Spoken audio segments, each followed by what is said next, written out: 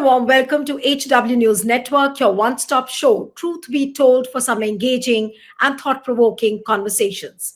A lot is being talked about the America trip of Prime Minister Narendra Modi. And what is being said? Did Modi give concessions to America more than what they were required? Did Modi surrender before Donald Trump?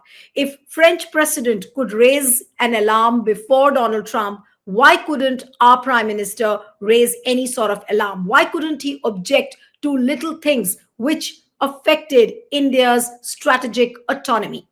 Now, and after that, once he returned, then Donald Trump's claim about $21 million being given to Prime Minister Narendra Modi was another big allegation on which Prime Minister Modi has chosen to go completely silent. Now, I was looking at the Twitter, which is called X, yesterday, and I found former Union Minister Yashwant Sinha's tweet, which spoke a lot.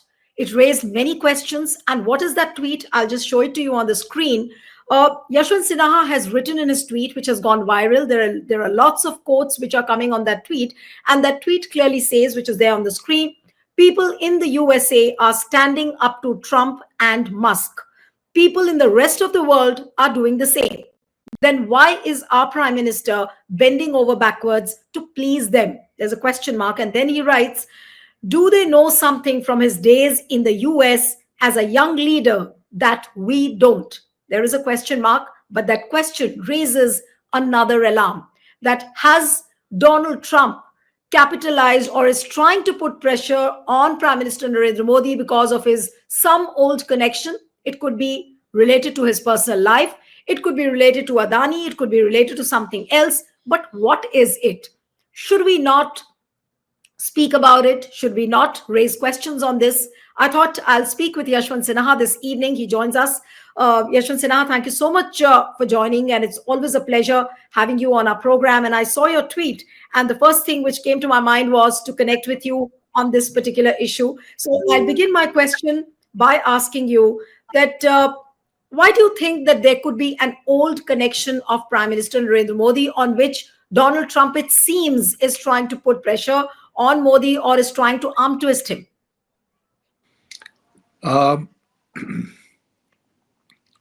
Let me begin by saying that all of us in public life, anywhere in the world, our story of our life is an open book.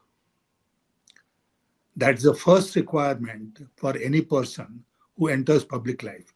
In any other kind of life, you can be very private, you can keep back many information from the people, but that is not possible when you enter public life and your life's book becomes an open book.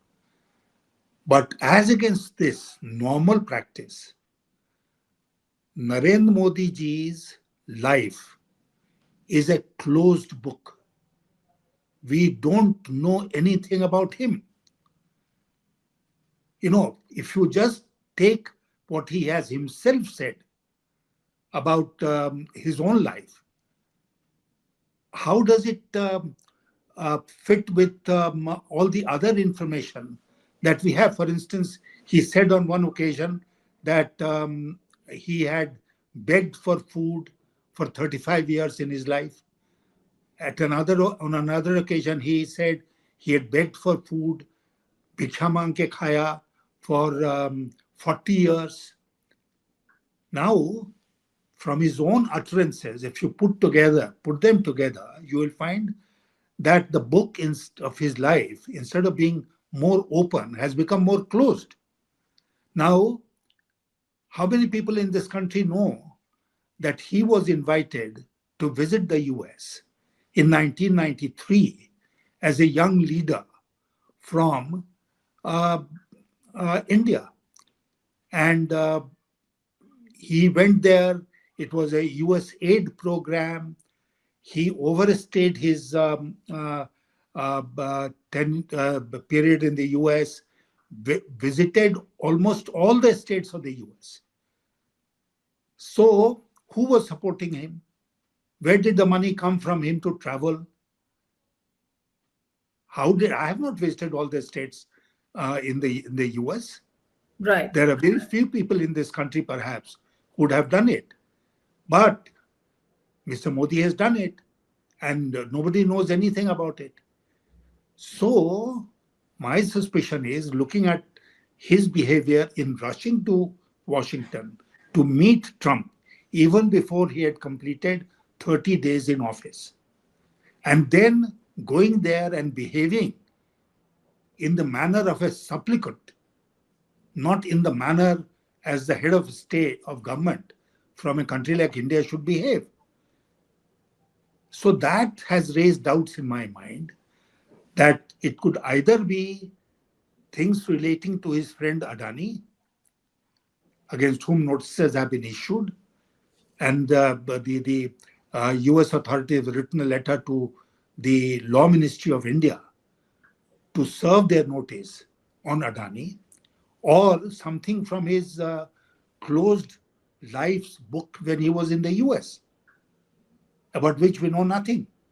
So there must be something. Otherwise, why should the Prime Minister of India, number one, go rushing to Washington soon after Trump assumes office, and number two, put up with all the nonsense that Trump was saying right in his presence?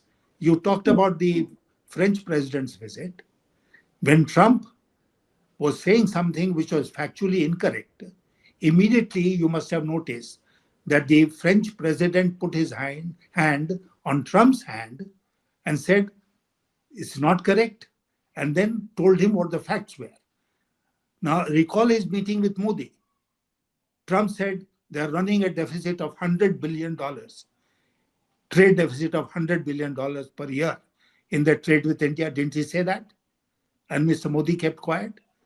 The fact of the matter is that the annual trade imbalance between India and the US is less than $50 billion. So why didn't Mr. Modi, like the French president, correct Trump? Why should he uh, allow the American president to get away with whatever he was saying?